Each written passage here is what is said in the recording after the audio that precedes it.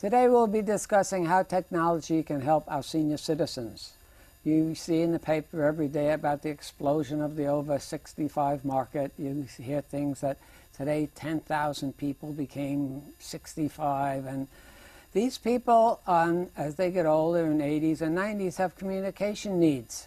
Today we'll be discussing how technology can help them communicate.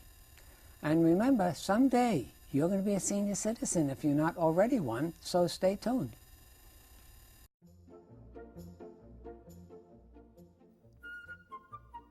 Welcome to The Better Part, a program that encompasses a diverse spectrum of topics important to our community, which we hope will both inform and entertain you.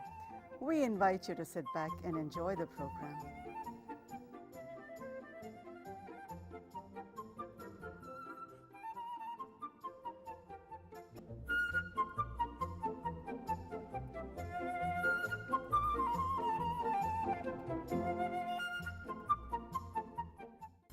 Hello, I'm Phil Lenahan of The Better Part. Today we have with us David Triscutt from the company called Video Care, and he's going to explain to us how they bring that service to senior citizens.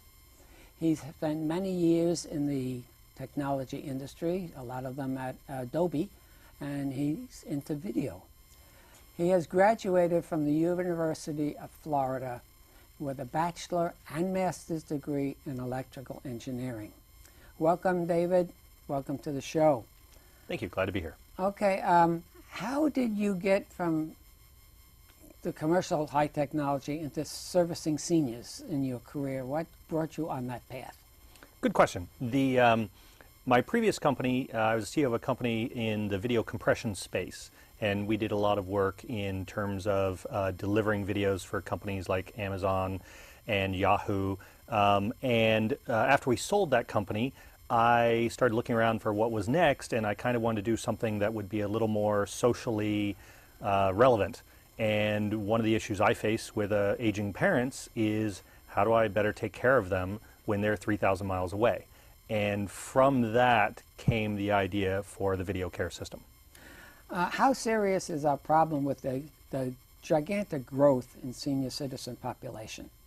It's a huge problem for America, and actually for every country in the world right now, because you have this expanding population, you have a limited number of people who can provide services, and you have a great increase in the healthcare cost. Now in America, we've got about 18 million people over the age of 75, and that number is growing at about 20%.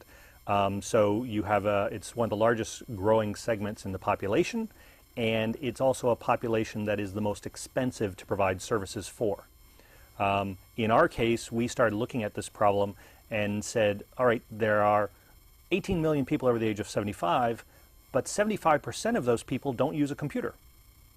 So that's a huge problem, because there are all these amazing things that computers do and all these amazing things that have transformed people's lives, but there are about 15 million Americans over the age of 75 who are completely left out of this transformation.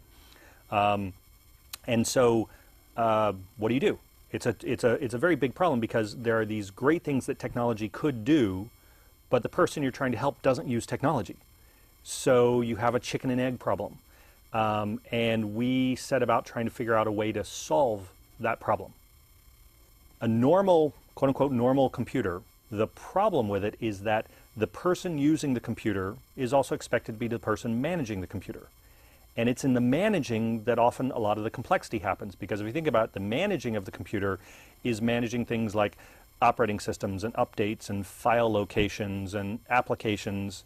And yet there are some very good models out there where there are computers that you don't manage, but you still use. And a classic example is an ATM, right? The ATM is a computer, right? There should be no doubt in your mind that an ATM is a computer. And yet, when you go and use that ATM, do you know what version of the operating system it's running? Do you check your email on it? Is it your problem if it doesn't work or not? No. It has a very limited set of features controlled by a limited set of buttons. And everything about it is remotely managed. So if Bank of America wants to put up a new mortgage rate on 30,000 ATMs, they don't send a guy to every one of those ATMs to reprogram that particular ATM. That ATM communicates with a central server. The central server tells it what to display. Now, my grandmother, who was born before cars, before she died 20 years ago, was using ATMs. She never learned how to use a computer, but she learned how to use ATMs because it was simple enough and it was remotely managed.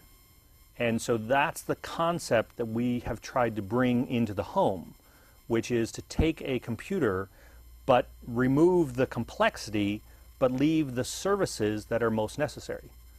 And that's what we've done.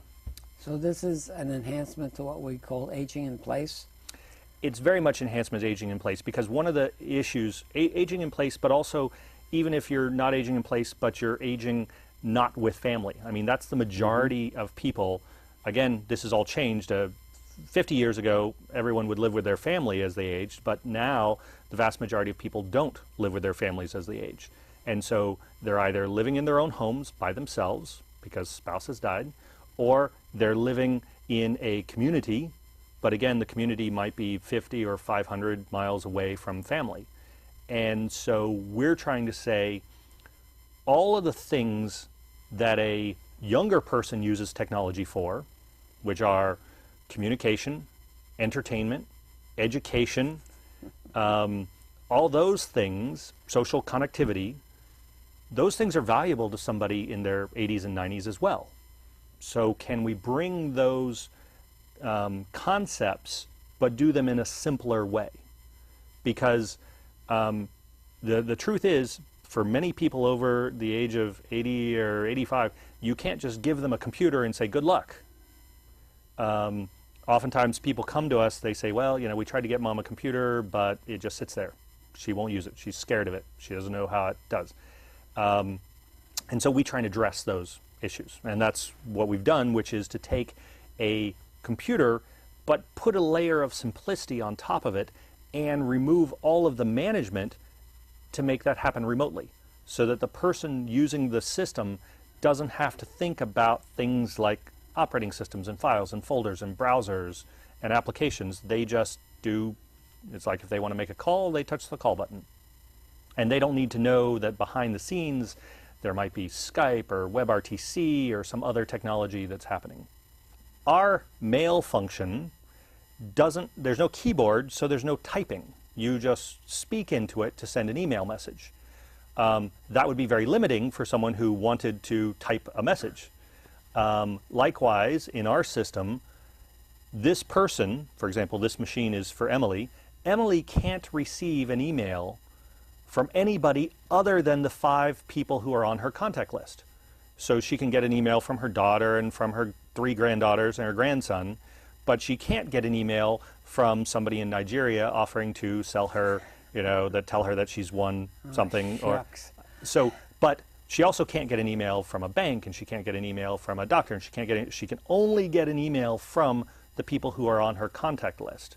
So, and the reason we do that is to make it simple. So it's, you know, we have people ranging, it's quite interesting. We have users on a pretty broad spectrum of acuity, of mental acuity. We have people who have Alzheimer's who use this. We have people who are very sharp but just don't use computers using this. We have people who are mentally handicapped using this. So we have young people who are mentally handicapped but perhaps live alone, and they use this. There are service providers who help them remotely. How long did it take to develop this? We spent about a year in development before we got our first beta out and working with customers. And we've been out now shipping to customers for about a year now, that we have people that we've been supporting. So you passed testing. When I spoke to you a while ago, you were still doing some testing. So you're out and servicing the community already right now. Correct. Okay, so why don't you start us on a little tour, and I'll let you run this program from your program. My pleasure. So the first thing you'll notice is that there is no operating system that the normal computer would have. So even though this is a normal Windows 8 computer, we hide the computer part of it from the user. They simply get a few simple buttons. And this is remotely managed. So we have some clients that only have one button. They literally only have a call button. That's all they have. And we have other people who have 2 buttons or 4 buttons or 6 buttons or 8 buttons. And we can change that depending on the mental skill of the person who's using it. So, because that's the reality, there is a cognitive decline for many seniors, and we're trying to address that. So, who controls how many buttons are going to be there? We do. Okay. Actually, we control everything remotely, and so we can configure it for each user. Now, the family also can configure certain things, like, for example, there's a call button. So when we sit down with a senior, again, once we put the computer in, we don't touch the machine anymore. We make them touch it, and we say, all right, how would you make a call? And they look at it, and they go, well, I touch the call button. I go, great, touch the call button. So they touch the call button. And this list of people that they can call is managed by their family. So the family can log into our computer from anywhere in the world. So we have people whose children live in Paris, but their mom lives in San Francisco. The children in Paris log in. They, on the website, can say, oh, I want to add Uncle Bob to Mom's call list. They add that on the website, and 5 seconds later, this machine will reconfigure itself to have this new calling. So no one touches this machine to configure this machine. So that's a really important point. Every other piece of technology that you're used to using, that tablet, yes, my smartphone, this computer, is managed on the device. This system is managed remotely via the web. So, we'd like to call Rebecca. How would we call Rebecca? Well, we would touch Rebecca. And now we're calling Rebecca. So what happens is that now behind the scenes, this is using technology. Oh, hello, Rebecca. You're on television. Good morning. How are you, David? Very good. So this is Rebecca. She can see you. Well, if you lean forward, she could see you. I can see her. Oh, hi, Rebecca. I see someone with a tablet. That's me. So what happens is Rebecca's on a call with us. Now, Rebecca could be in the next town. She could be in the next state. She could be in another country. And so now, what program are we using to make this video call? Doesn't matter. You don't know. Exactly. What's her Skype address? You don't know.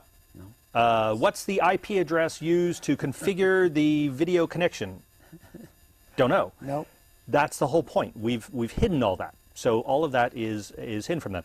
And during a call, what's nice is that Rebecca could say, oh, let me show you photos of the grandkids, or let me show you photos from the trip we took, or let me, and so there's a way to engage a senior, because there are 2 ways this gets used. The first off is to show them photographs and videos from the other people's lives, right? To say, okay, this is the trip I took. These are the grandkids. This is what the grandkids did today.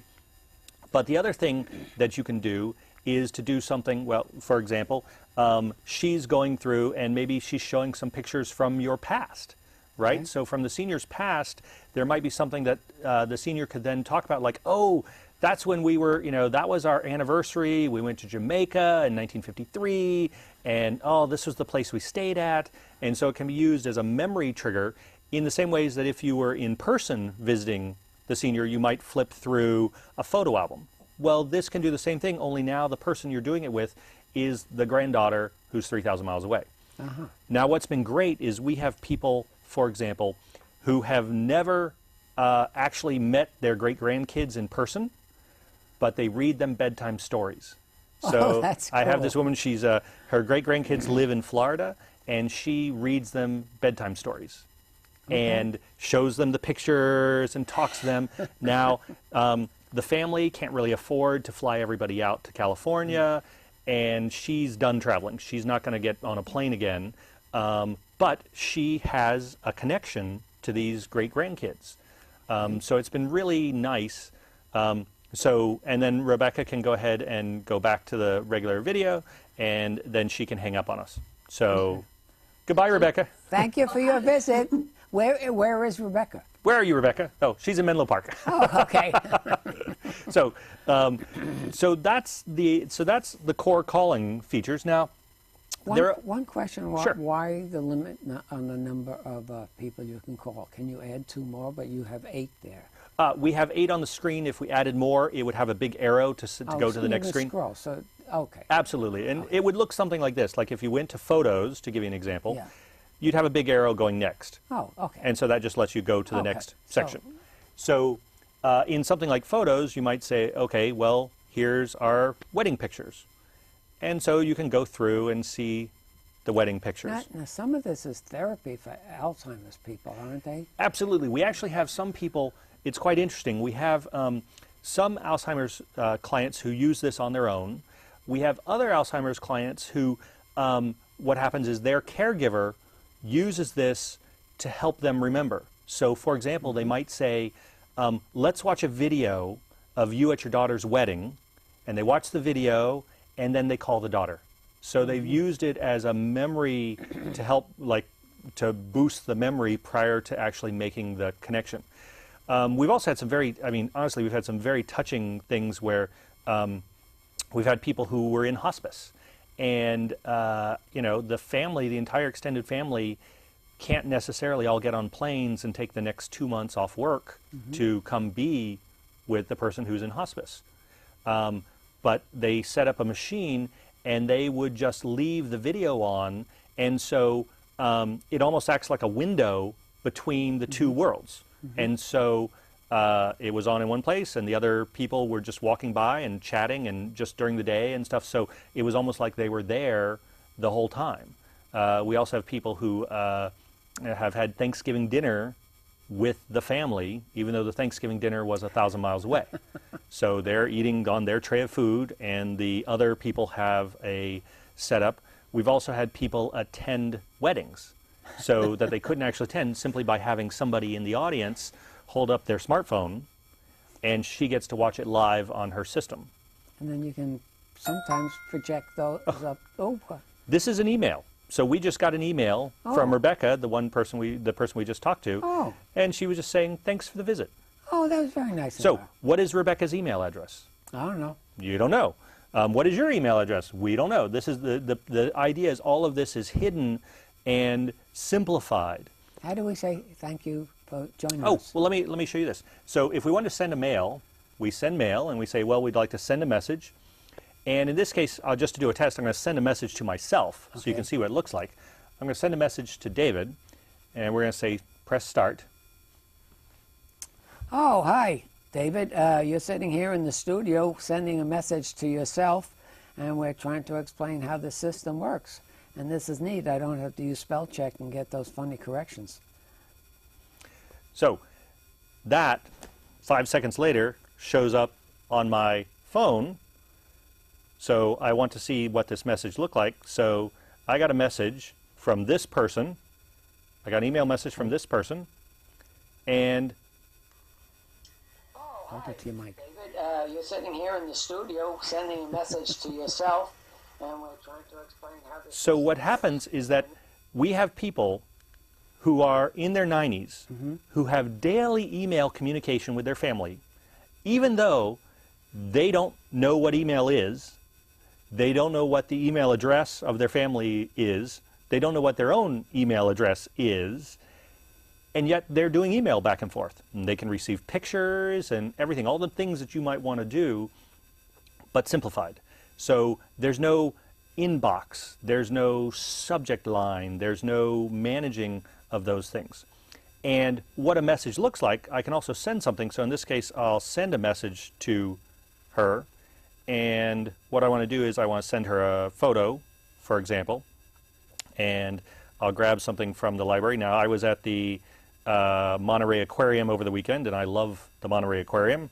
And I know she loves it. So here are the jellies. So what I can do is I want to send this message to her. Now, what's happened now, she doesn't know anything about instant messaging or email or anything like that. But what this has done is this communicates with our cloud. So the cloud really is just another computer somewhere else. So it communicates with the cloud. And then this device is communicating with the cloud. And so this sends it and says, I have a message for Emily. And Emily can go check it and find out that, oh, there's a message waiting for Emily. Now this will pop up. It can take up to like 15 seconds or so. There we go. So this is what's really amazing about this is that, again, I could have sent that while I was standing in front of the jellyfish exhibit. I could have taken it. And that connectivity, that real-time connectivity is very important because if you think about it, many seniors are disconnected in time from what's happening in the outside world. As an example, if her granddaughter or great-granddaughter has chocolate all over her face because they're at a birthday party, seeing that picture right when it happens is much more powerful than if I come and say, oh, 3 months ago, we were at this party and look at what your granddaughter or great-granddaughter did. So there's an immediacy that's really important. In fact, we have, there was one woman that we work with where her grandson went on the same hikes that she used to go on. Now, she can't walk anymore. She can barely move around. But he took his phone and was able to stay connected, and basically they talked about the hike. So they went to her favorite places and the view, and she could talk about how she and her husband used to take these walks together. And so they shared something that only could happen with technology. Because otherwise, how could she have described to him where to go or where to sit or what they did? And so they were able to have this connection, even though she knows nothing. She knows nothing about technology, and yet she was able to be a part of that. Now, how would the medical doctor communicate with them? Same thing. They can be added to the call list. So a medical professional could be part of the calling list, and we do have people who use it that way. In facilities, it might be the front desk. Maybe instead of, you can actually have a face-to-face talk with somebody at the front desk. You have things like the calendar, what's happening in your day, so that you can remind them. So it might be a reminder to take your medication or to drink another glass of water or that you're having lunch with someone. In medications, could they click something so that their caregiver knows that they have taken their medication? Yes, we have things that are called alerts, and when they pop up, we can actually say, for example, we can say, did she okay the alert? And maybe if she didn't, notify somebody. So notify a child or notify a caregiver if she did not respond to it. So you can combine automated things and personal things. So we also try and do things to entertain and engage. So, for example, what do we use devices for? Well, we also oftentimes use them to find out what's going on in the world. So we could say, hey, what's the news today? So we could say, what's the world news? And we could come in here and say, well, British spy master, head of MI6 is stepping down. So now we can read a little bit about this, and we could make it larger so that we can read it, and we can go through and read about that. And so we've got access to a live news system. We also have access to millions of videos that are online. So you might say, oh, I'd like to have something in, well, my favorite is something like a comedy, and I want to say, okay, here is a baby. And so this baby, when he's now fascinated by, I have people who watch this video probably 50 times of just this baby being amused by paper being torn. What about wireless medical devices? So we can support wireless medical devices like blood pressure, scale, pulse oximeter. This can act as a central hub for those devices. So it can be quite interesting. We can, for example, remind Emily that it's time to take her blood pressure. We can show her a video showing her, reminding her how to place it and what button to push, and then we can record that, and if it's too high or too low compared to where it was, we could set an alarm and contact someone else to let them know that she's outside the range. Again, something I just want to stress is that everything about this system is remotely managed. So when there's a software upgrade, the senior isn't trying to figure out the upgrade. That's all just being managed behind the scenes for them. So the kids are managing for its parents, and maybe a doctor's managing it for some medical care, and the front desk is managing it for alerts and what you're going to have for lunch. And Precisely. Now we're actually expanding this concept. This summer, we're actually we've looked at this problem where there are smartphones. These have taken over the world, but many seniors are left out of the smartphone world, and so you have again millions of seniors still using feature phones and flip phones. Why? Because they feel that they're simpler. You turn on a standard phone these days, and it starts out with somewhere between 24 and 36 buttons. That's very intimidating, and all the configuration that has to be done on the device. So what we're doing is again, something very similar to this, where we're making a simplified smartphone with maybe 6 buttons, and with an ability to do things that are very helpful. Like, for example, I might say, with my mom, is the battery charged on her phone, right? Because she forgets to charge it. And I can know whether she's charged her phone or not. And I can know whether the phone has moved or not. And I can, help her with it remotely. Well, we're running out of time. Thank you for the time you've spent with me. This is a very fascinating system. And I think it's going to open up the lives for millions of people. Thank you very much. And we're trying. It is now, on the screen will be some contact information for any viewers who want to get any more information on this. We thank you very much. Thank you for joining us today. My pleasure. Okay, it was fun. Thank you for watching The Better Part today. We hope you enjoyed our program on technology and how it is helping senior citizens. Remember, someday you will be one if you're not one already. You can also find our programs on YouTube and the Santa Clara County Library System. See you next week on The Better Part.